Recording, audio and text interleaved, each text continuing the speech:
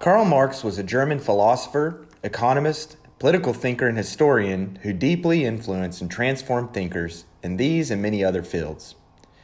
Karl Marx is considered one of the most influential thinkers in all of human history. Born in 1818 in Prussia, Marx studied law at the universities of Bonn and Berlin. In 1834, Marx became engaged to Jenny von Westphalen, a member of Prussian nobility whom he would later marry in 1843. During this period of 9 years, Marx became heavily involved in radical leftist philosophy and bounced around Europe primarily as a journalist before settling in Paris in 1843. There, he would marry Jenny and meet his future collaborator, Friedrich Engels. Jenny von Westphalen and Friedrich Engels would be two of the most influential people in Marx's life. His relationship with Friedrich Engels and the influence of Engels upon him would be the impetus for his development of Marx's mature philosophy, which we would today label Marxism. Marxism is essentially Karl Marx's development of a socialism that he developed throughout three major works: his Theses on Feuerbach, co-written with Engels, the Communist Manifesto, and Das Kapital. These three works can provide a structure to understand Marxist ideas and philosophy. The Theses on Feuerbach, written with Engels in 1845, was written in Paris. Prior to settling in Paris, Marx had become deeply influenced by the German philosopher Georg Friedrich Hegel. Hegel's Phenomenology of the Spirit and his famous dialectic within that work sought to explain the historical forces at work that are transforming the world. From Hegel, Marx developed his critical method known as historical materialism, or simply the idea that historical change occurs through class and labor in society. In other words, economics drive historical change. Thus, historical change can be understood and guided by understanding the relationship between class, labor, capital, and power. The Theses on Feuerbach present a compact initial outline of Marx's thought. The Theses are 11 short philosophical notes which arise from his engagement with Feuerbach and Feuerbach's work, The Essence of Christianity. This work posits early Marxist thought, including his concepts of class and the power for social change mentioned above. But Marx's thought really hit stride in 1848 with the publication of the Communist Manifesto. When the Communist Manifesto is published, it's really Marx's ideas, and in this work, Marx's ideas start to come together. In the manifesto, co-authored with Engels, Marx laid out a concept of socialism that championed the worker or labor and advocated a classless society that eliminated what they both saw as inequality between the proletariat or worker and bourgeoisie or the ruling elite. The manifesto challenged established political and economic norms, and it became deeply influential and established him and Engels as political revolutionaries. This work especially would become influential in mid-19th century revolutionary movements in places like Belgium, Ireland, and Spain. As Marx's work developed, and especially after the Communist Manifesto, Marx began being viewed as seditious and thus was unable to find a home in continental Europe. He moved to London, where he is considered by many historians to be, quote, self-exiled. In London is where he would begin work on his magnum opus, Das Kapital, a 3-volume work completed in 1867. Das Kapital is the mature work of Marx's thought. In it, Marx presents a systematic account of the nature, development, and future of the capitalist system. In Das Kapital, Marx writes about how workers are exploited by the capitalist mode of production. He also provides a history of past exploitations. Marx argues that the capitalist system is ultimately unstable because it cannot endlessly sustain profits and objectifies the worker by alienating the worker from the commodity produced. In the 20th century, Marxist thought influenced many thinkers and guided their own political concepts.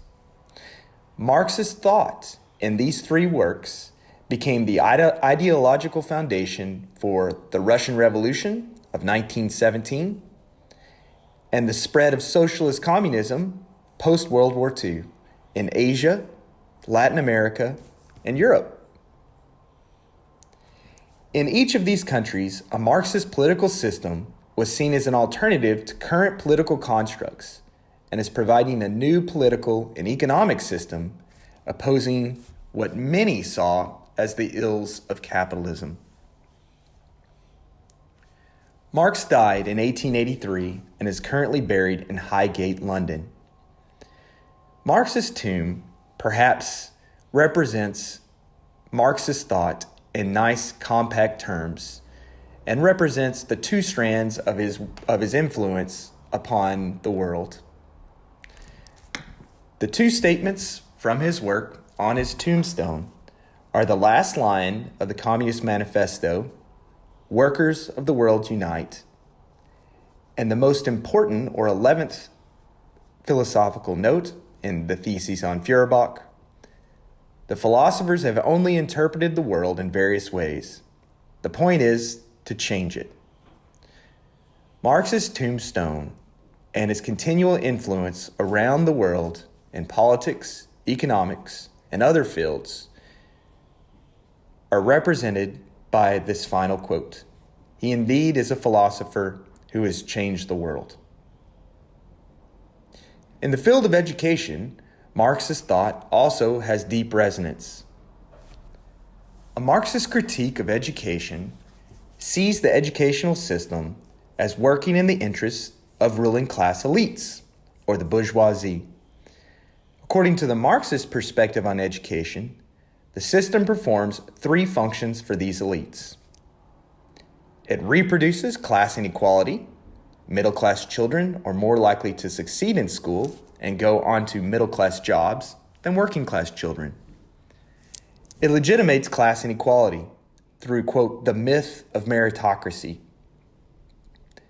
It works in the interest of capitalist employers by socializing children to accept authority, hierarchy, and wage labor. According to a Marxist critique, the primary challenge of a Marxist view is to reimagine and refocus education. It is to critique our values of our current education system and move them away from hidden work values, which include passive subservience of pupils to teachers. This would correspond to the passive subservience of workers to managers. It encourages pushing away the acceptance of hierarchy or the authority of teachers, because this corresponds to the authority of rulers, elites, or managers. A Marxist critique urges education to move away from external rewards, a value or emphasis on grades, and instead begin to focus more on learning as inherently valuable to the learner itself. A focus on external rewards in current educational systems in a Marxist view corresponds to being motivated by wages, not the joy of the job.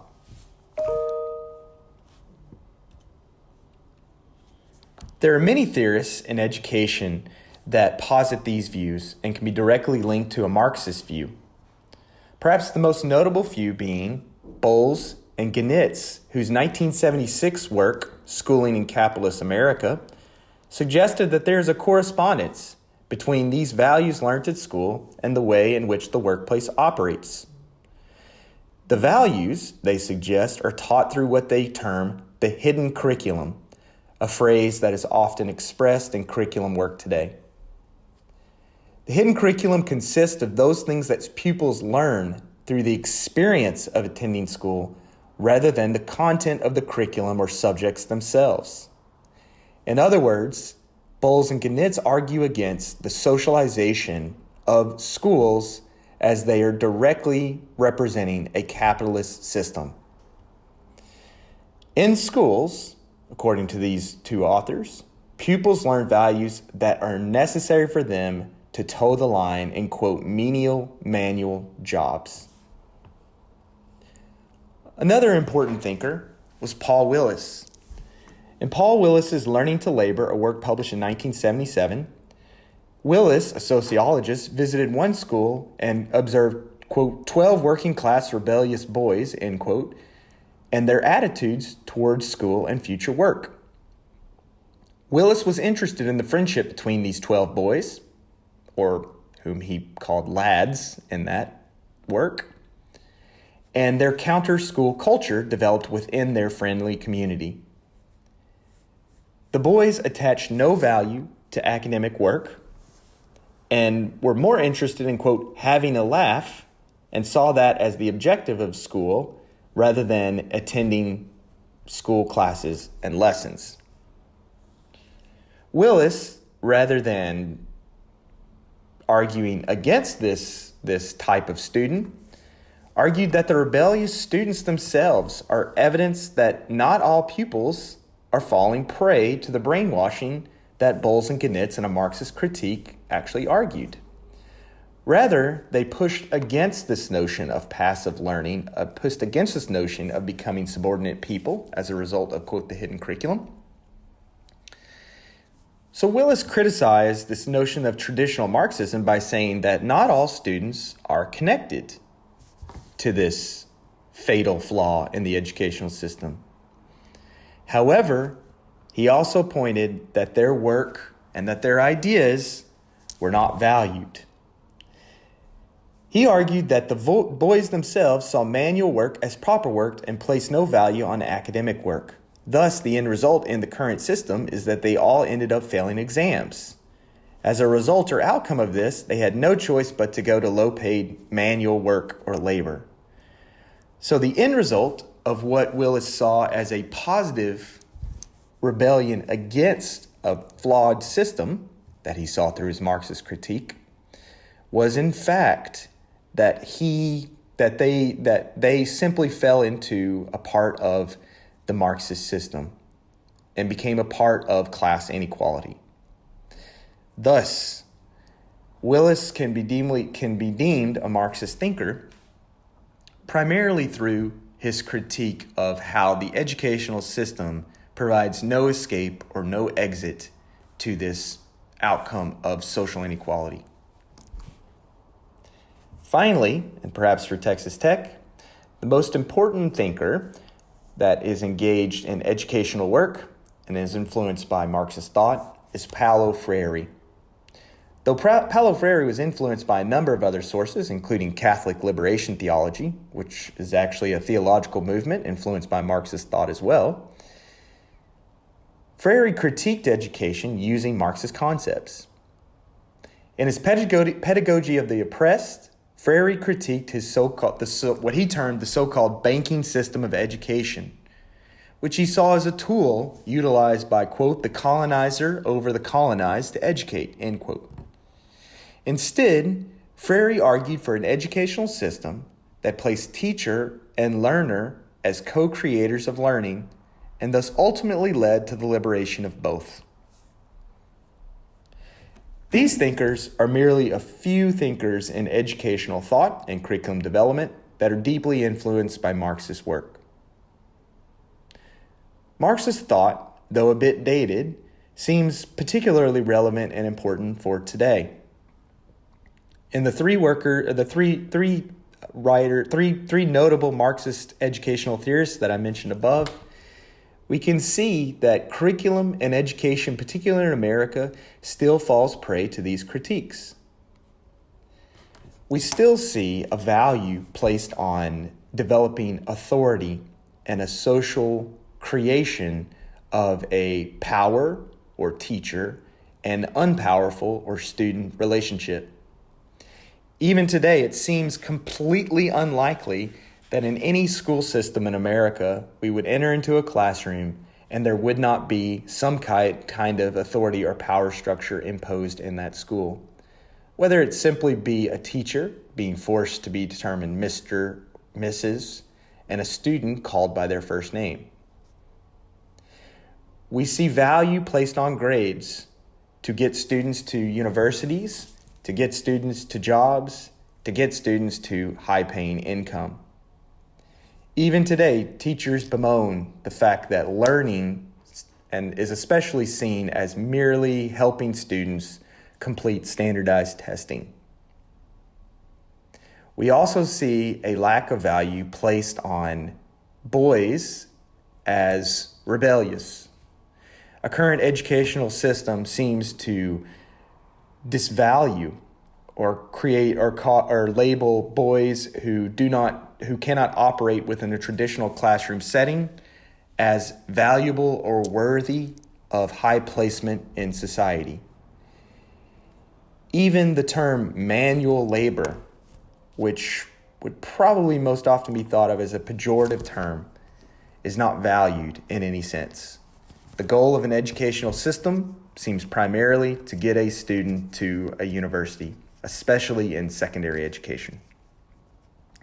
Thus, even though it is a bit dated, we can see a Marxist critique seems particularly relevant today, and an application of such would probably create great value for reimagining educational systems in America and beyond.